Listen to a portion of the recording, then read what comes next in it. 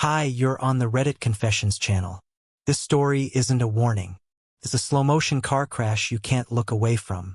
The coffee was still hot when I placed the note next to her keys. I didn't slam the door. I didn't cry. I just left it there, right beside that ridiculous silver keychain she got from that work trip. She wouldn't be home for another hour. Maybe two. Maybe she was still asleep wherever she ended up. I stopped caring around 3:17 a.m. That's the exact minute I deleted her contact photo. I remember because I stared at it for 5 full minutes before hitting remove. The note said, "I'm leaving. Good luck with your..." I left the sentence hanging on purpose. Let her finish it with whatever she'd been out all night chasing. A hobby, a man, an excuse. By the time she read it, I was already 3 towns away. I drove with no music on.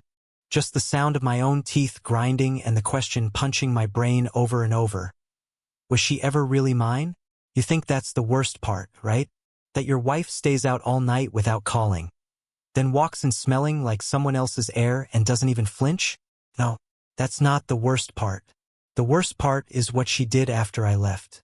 Because some people cheat once. Others, they burn down your life just to warm their hands over the ashes. And Brina? She didn't even blink before lighting the match. I don't even know why I checked my email that afternoon. Habit, I guess.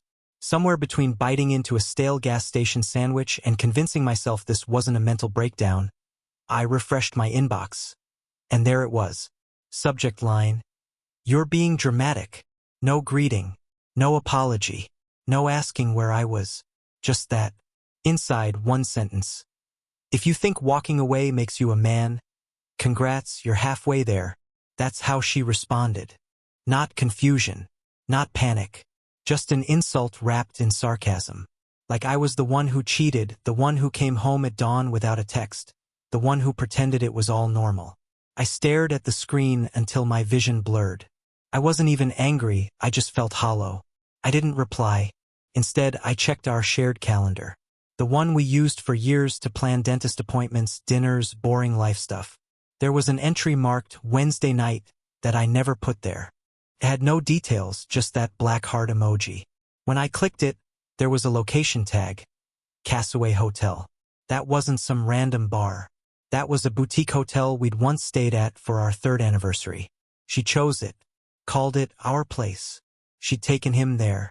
Whoever him was, she used our place to do that. And like an idiot, I zoomed in on the calendar event.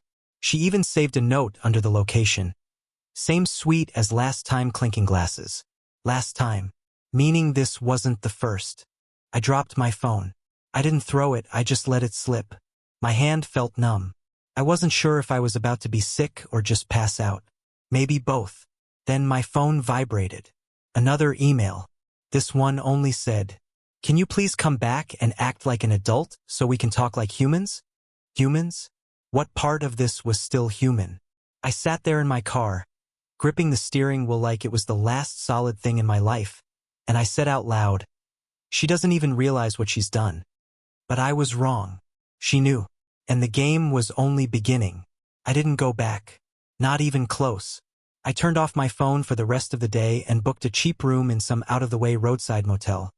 The kind where the vending machines still take coins and the curtains haven't been washed since 1993. I needed silence. But my brain didn't get the memo. Kept playing one scene on repeat, her walking in barefoot, laughing, her eyes flickering for half a second when she saw me sitting there. Like I was interrupting her life. Like I was the unwelcome guest. The next morning, I turned my phone back on and was immediately bombarded. Missed calls, voicemails, texts.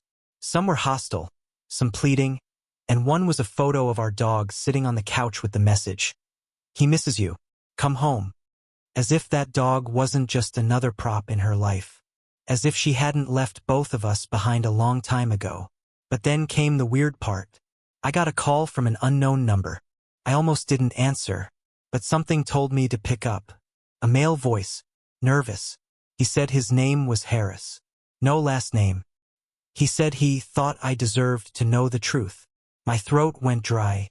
I stepped outside the motel room like I needed fresh air to process what I hadn't even heard yet.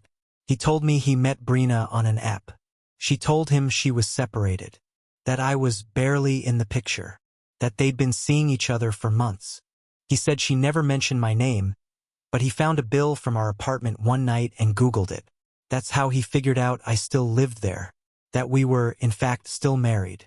He sounded shaken. I asked where they met. He confirmed it, Castaway Hotel, multiple times. She'd even told him it was her favorite hideaway. I felt like someone had punched through my ribcage and pulled everything out. But I stayed quiet. I thanked him. I said, "You did the right thing." Then I hung up before he could offer me any more sympathy. That night I didn't sleep. Not because of the betrayal, but because for the first time I realized Brina wasn't just reckless. She was calculating, and I had no idea what she was planning next. The next morning, I woke up to something unexpected. A Venmo request. From Brina. For $28.50. The caption said, "For dog food and cleaning supplies." I stared at it, blinking, trying to process if this was a joke or some twisted way of baiting me. I hadn't blocked her yet, and clearly, she knew how to exploit that small opening. That petty little request told me more than any apology ever could. She wasn't sorry. She was annoyed. Annoyed that I'd made this harder for her. Annoyed that I wasn't playing the role of the quiet, predictable husband she could manipulate behind closed doors. I didn't respond to the request. Instead, I drove back into town. Not to confront her. I wasn't ready for that yet. I just wanted to see the apartment building, our place, our balcony, and what I saw there nearly made me swerve into a parked car. Her car was in the driveway, parked in my spot, and leaning against it was someone I didn't recognize. A man, early 30s maybe, tall, with a gym bag slung over his shoulder and that annoying posture that screamed, "I've never been rejected." He was scrolling his phone, waiting like he belonged there. I didn't get out. I circled the block twice, then parked a few streets away and just sat there, watching from behind the tinted glass like some broken version of a detective. 10 minutes passed. Then she came out, laughing, hair wet like she'd just showered. She tossed him a set of keys, kissed him, right in front of the building we shared our lives in for a decade. I started shaking, not crying, just this low, boiling rage that started in my jaw and settled behind my eyes. I wanted to storm out of the car, scream at both of them, demand answers. But I didn't. I watched them get into her car and drive off like I never existed. She wasn't hiding it anymore. Not the affair. Not the lies. Not even the fact that she'd replaced me while I was still breathing. That night, I did something I hadn't done since college. I went to a bar. Alone. I didn't even drink that much, but I needed to be around noise, people, anything that didn't have her voice in it. I sat there, swirling a glass of soda, while a game played on the TV above and couples laughed around me. And then I made a decision. No more waiting. No more hiding in motel rooms. I wasn't going to beg for closure or chase her for decency. If Brina wanted to play games, I'd show her what happens when I finally step off the board. The next morning, I stood outside the leasing office with a manila folder in my hands and a pit in my stomach. Inside the folder were copies of our lease agreement, my ID, and a typed request to remove my name from the apartment contract. It was petty, maybe, symbolic, definitely, but it was something I could do without having to look Brina in the eyes. And for once, I wanted to be the one who moved first. I handed it all to the receptionist, smiled politely and said, "She can keep the place. I'm not coming back." I expected that to be the end of it. But of course, with Brina, nothing ever ends simply. That night, I got a call from my sister, Janie, who sounded half laughing and half horrified. She said she ran into Brina at the grocery store. Alone, of all places. And when she asked how I was doing, Brina smirked and said, "Oh, Clay? He's just going through one of his dramatic phases again. He'll be back the moment he realizes I'm not chasing him." Janie said she nearly dropped her basket. I didn't even know how to respond. That casual dismissal? Like everything I was going through was just performance art? Like my pain was something she'd seen 1,000 times and had grown bored of? Then came the final straw. At around midnight, I got an email. No subject. Just an attachment. A photo. It was a screenshot of my note, the one I left on the counter. "I'm leaving. Good luck with your—" She had scribbled something beneath it. In red Sharpie. She wrote, "With your imagination." That one hit different. It wasn't just cruel. It was calculated. She wanted me to question myself. Make me feel delusional. Make me wonder if I'd misread all of it. The late nights, the hotel, the man at the car, the phone calls. Gaslighting at its purest. And I swear, for one tiny moment it almost worked. That's how dangerous she was. But then something shifted in me. All the second-guessing turned into a solid, cold clarity. I wasn't crazy. I was being played. Worse, I'd been trained to doubt myself after every betrayal. And I was done with that. I didn't reply to her email. Instead, I started writing something of my own. Not a note. Not a letter. Something bigger. Something that would make her wish she'd never picked up that red Sharpie.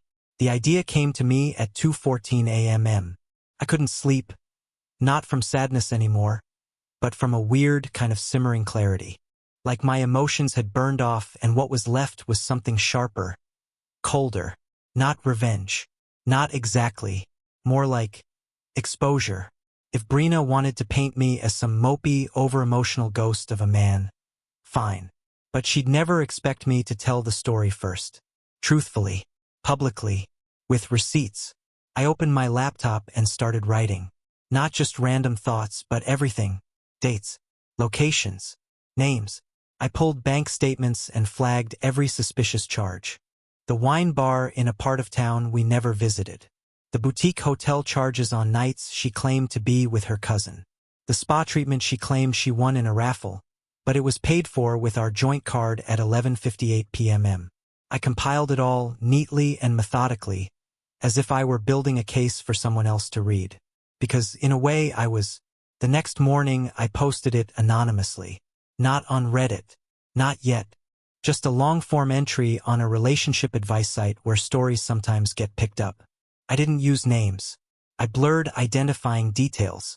But anyone who knew us would recognize the truth immediately. It exploded. Hundreds of comments poured in. People didn't just relate. They were furious on my behalf. Some even messaged me privately saying they'd gone through the same manipulations, the same subtle emotional warfare. It was the first time I felt seen in months. Like I wasn't losing my mind.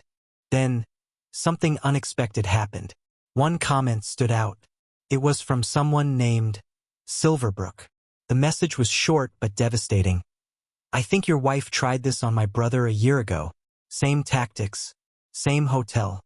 She told him she was a freelance designer, not married. I still have screenshots." I blinked. I read it again. Freelance designer? That was a lie she told me in the beginning too, before I knew what she actually did. I messaged them back immediately. Within an hour, they sent over old texts, screenshots, a blurry photo from their brother's phone. And there she was. Brina. Same lipstick. Same fake name. That was a year before we got married.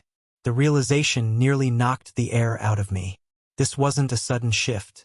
It wasn't a midlife crisis or a recent spiral. She had always been this person. And I'd spent 10 years loving a mask. The screenshots kept coming.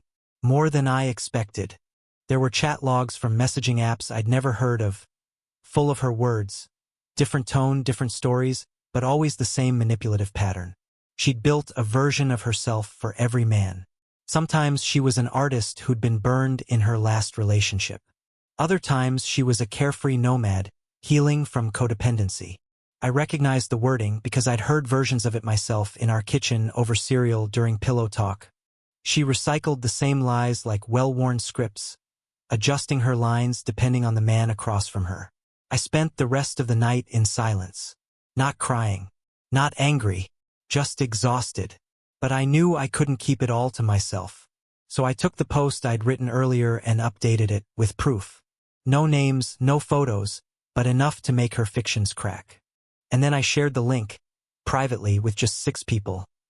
Our mutual friends, 2 of my closest college buddies, and one of her coworkers who'd always treated me with more honesty than she ever did. 2 days passed. Then came the eruption. First it was quiet. A few read receipts. No replies. Then one of her friends messaged me. I don't know what to say, Clay. I always felt like something was off with her.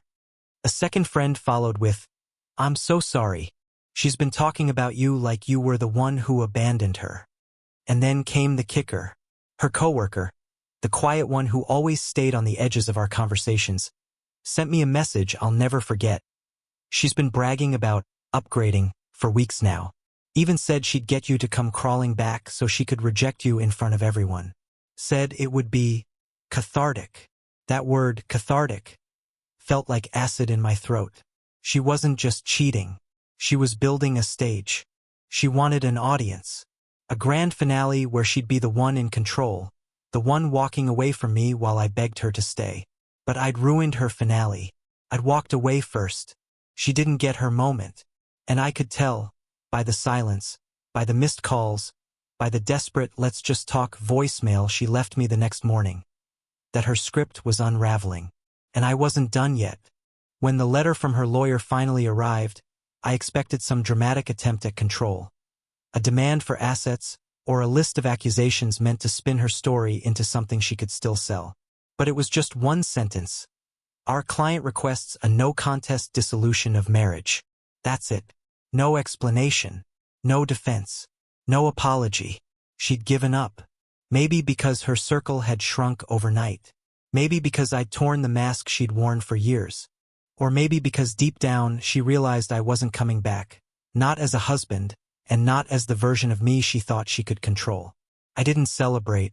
I didn't pour a drink or call friends. I just took a long walk in a part of the city I hadn't visited since we were dating, before things got complicated.